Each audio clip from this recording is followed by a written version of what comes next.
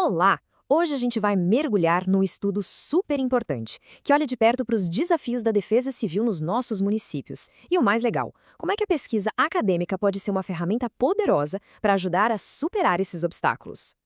Bom, a nossa conversa de hoje é toda baseada em um projeto de intervenção bem bacana do Sandro Wallace da Silva, que teve a orientação do professor Fernando Guilhom de Castro. Esse trabalho, pessoal, é a conclusão do curso de especialização em gestão pública, em proteção e defesa civil, lá da Universidade Federal de Juiz de Fora, e foi finalizado em 2025. Então, fica aquela pergunta no ar, né? Como é que uma pesquisa acadêmica como essa que a gente está vendo pode, de fato, na prática, fortalecer a proteção das nossas cidades contra desastres? É isso que a gente vai investigar juntos agora.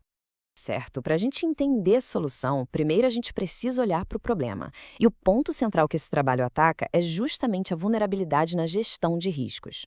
E olha, o foco aqui são os municípios de pequeno porte. É que nessas cidades, sabe, a gestão de riscos e desastres costuma enfrentar uns desafios estruturais enormes, principalmente porque os recursos são, na maioria das vezes, bem limitados. Agora, se liga nessa citação que veio direto do trabalho. Ela é perfeita, porque resume o problema de uma forma muito clara.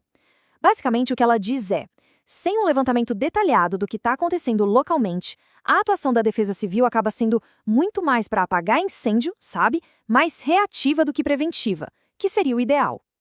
E o autor vai além. Ele detalha esses desafios, que acabam criando uma espécie de ciclo vicioso. Pensa comigo. Primeiro, não tem um diagnóstico bem estruturado da situação. Segundo, tem uma rotatividade muito alta de gestores e técnicos, o que atrapalha qualquer continuidade. Aí soma isso a falta de dados precisos sobre as áreas de risco e quem são as pessoas mais vulneráveis. O resultado?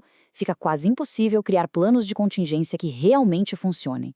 E para fechar o pacote, muitas vezes nem tem uma unidade do Corpo de Bombeiros por perto.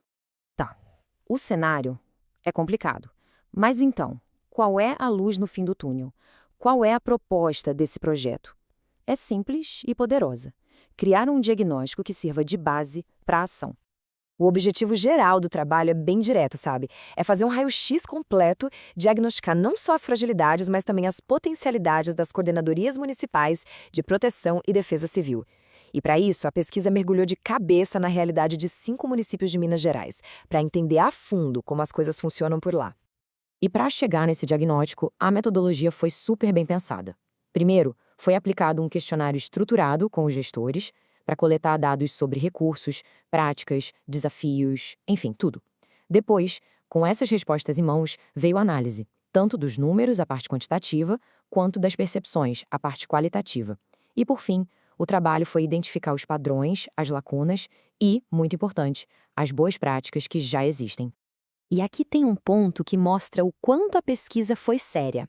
Um termo-chave chamado triangulação de dados.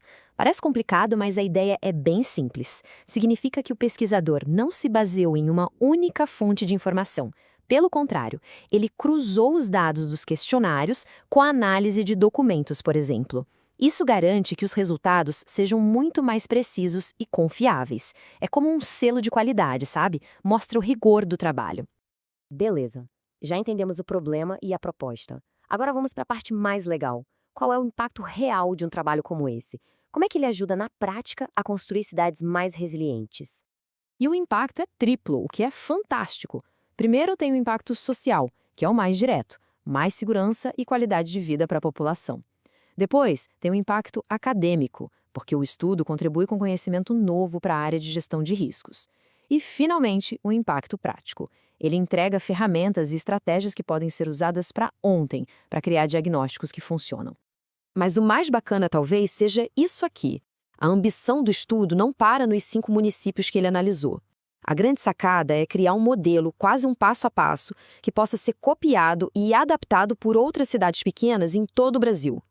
Imagina o potencial disso para fortalecer as políticas públicas de proteção em uma escala nacional.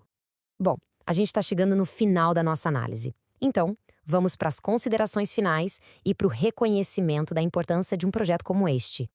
E eu queria destacar a dedicatória do autor, do Sandro. Ela diz muito sobre o espírito por trás da pesquisa, sabe? É uma homenagem a todas as pessoas que estão lá na linha de frente trabalhando sem parar. Isso mostra que não se trata só de um trabalho acadêmico, mas de um esforço com uma missão humana de verdade no coração.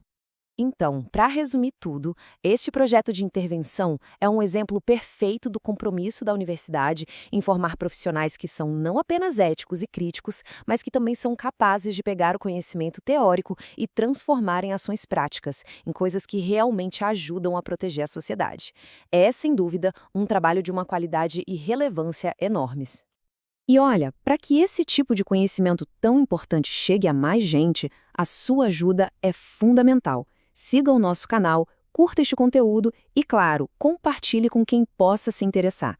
Assim, a gente ajuda a espalhar informação de qualidade. Para a gente fechar, é importante dizer que este conteúdo que apresentamos é uma síntese, ok? Ela foi feita com apoio de inteligência artificial a partir do trabalho original. E o nosso grande objetivo aqui é o de sempre, ajudar na divulgação acadêmica. Muito obrigada pela companhia e até a próxima!